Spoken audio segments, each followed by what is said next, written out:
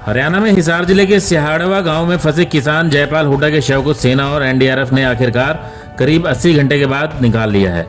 Operation को पूरा करने के लिए 2:30 बजे की डेडलाइन तय की गई थी। बुधवार दोपहर 2:22 पर ही किसान की बॉडी को कुएं से निकाल लिया गया।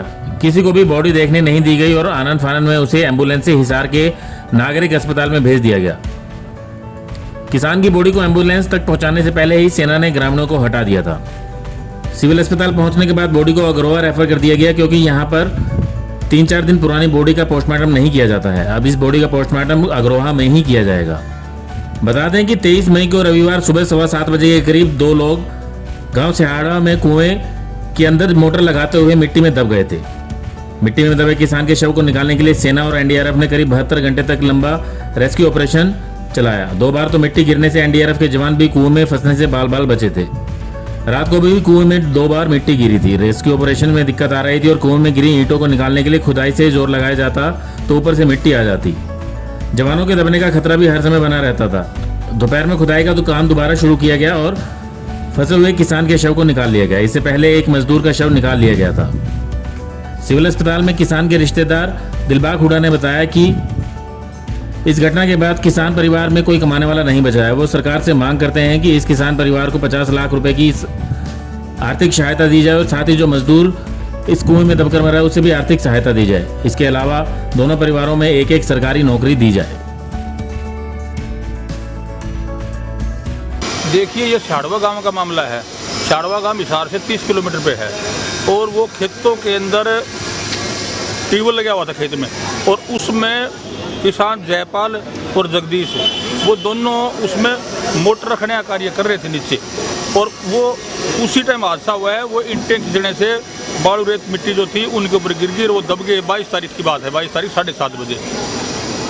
तो एक किसान जो मजदूर है जगदीश, उसको 23 तारीख को 10 घंटे के बाद निकाल लिया गया था और उसका संस्कार भी हो गया, जो बहुत गरीब मजदूर आदमी है। और जो जयपाल है उसके लिए लगातार रेस्क्यू चलता रहा। एनडीआरएफ की टीम थी, कैंट से आर्मी थी और गांव के और पूरा गांव के किसान थे, सारा प्रशासन था मौके पर।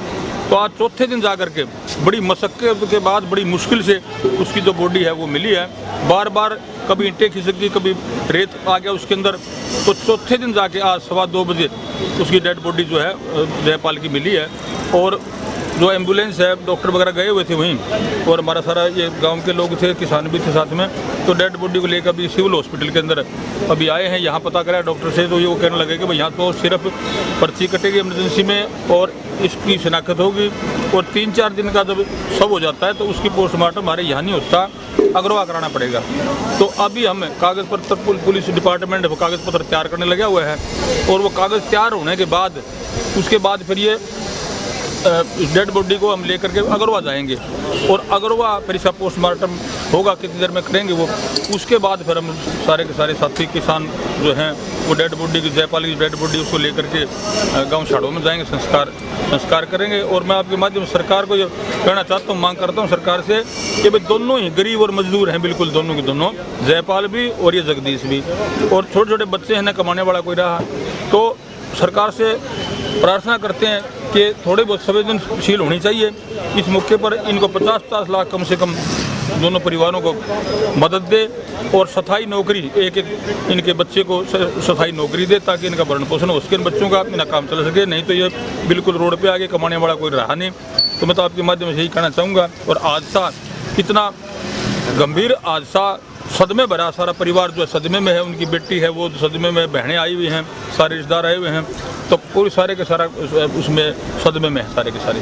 कितने फुट खुदाई की गई थी और इस अभियान में कितनी टीम लगी हुई थी, और ग्रामीणों का किस तरह का सहयोग? ग्रामीणों का सहयोग तो सारा का सारा ग्रामीण सहयोग तो इतना था, पूछो ना।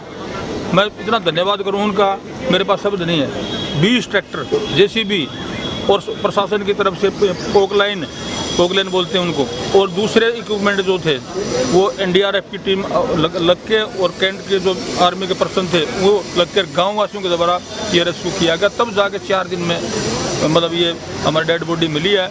और ये तो टेक्निकल एंड थे, इसलिए ये मिल गई, नहीं तो पता नहीं कितना भी समय लग सकता था इसमें।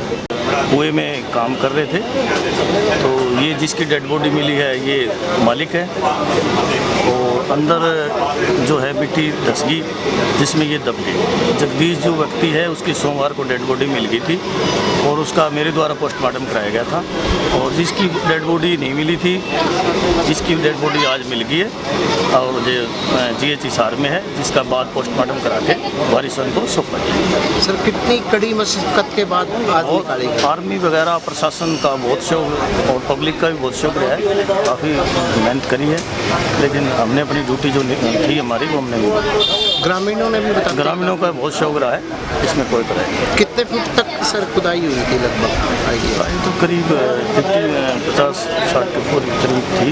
तो पोस्टमार्टम कहाँ होगा सर अब? पोस्टमार्टम तो ये डॉक्टर साहब बताएंगे, अब देखो क्या जैसे भी होगा कराएंगे हम। आज अभी शिनाख्त वगैरह की? हाँ, जो शनाख्त वगैरह की है और उसके बाद पोस्टमार्टम करा के वारिसों को डेड बॉडी हवाले की। ब्यूरो रिपोर्ट, नई ताज़ा न्यूज़, हिसार। लेटेस्ट वीडियोस के लिए सब्सक्राइब करें हमारा चैनल नई ताज़ा न्यूज़ और दबाएं बेल आइकॉन ताकि आप मिस ना करें कोई भी अपडेट।